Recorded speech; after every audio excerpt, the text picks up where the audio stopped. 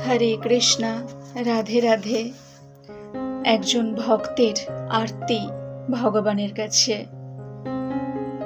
ভগবানকে বলছেন এক ভক্ত যে, হে গোবিন্দ, হে কেশব, হে মাধব, আমার সব কিছু থাকার সত্ত্বেও কেন জানি না আমার খুব একা লাগে, খুব একা মনে হয় নিজেকে।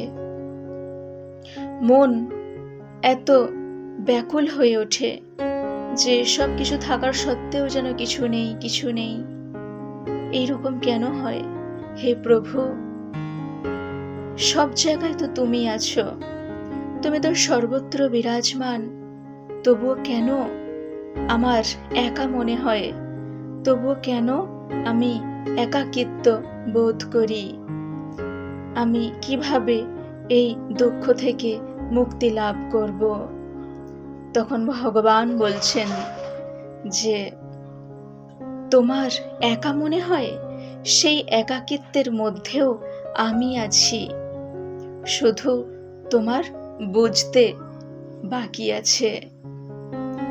যখন তুমি একা বোধ করো, তার মানে বুঝবে যে জগতের কোনো জিনিস বা জগতের কাউকে দিয়ে তুমি সেই একাকিত্ব দূর করার চেষ্টা করেছ, যেটা একমাত্র পাওয়ার বিষয় ভগবানের, যেটা একমাত্র নিবেদন করার বিষয় ভগবানকে।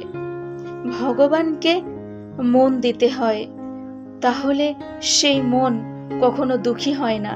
কিন্তু ভগবানকে না দিয়ে, ভগবান বলছেন যে মন আমাকে না দিয়ে জগৎকে দিয়ে ভরার চেষ্টা করেছো, তাই একাকিত্ব। আমাদের মন প্রাণ যখন ভগবানকে নিবেদন করা হয়, তখন আর একাকী মনে হয় না। একবার ভগবানকে বলতে হয় যে, হে প্রভু, তুমি ছাড়া আমার আর কেউ নেই, তুমি একমাত্র আমার আপনজন।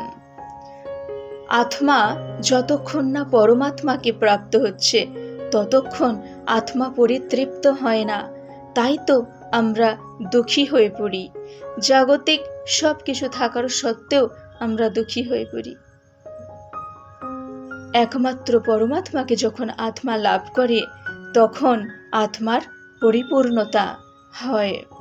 সেই জন্য সর্বদা সব কিছুর মধ্যে ভগবানকে নিয়ে পথ চলতে হয়, ভগবানকে আপন ভাবতে হয়। জগতের অন্য কিছুকে বা কাউকে আপন ভাবলে হয় না।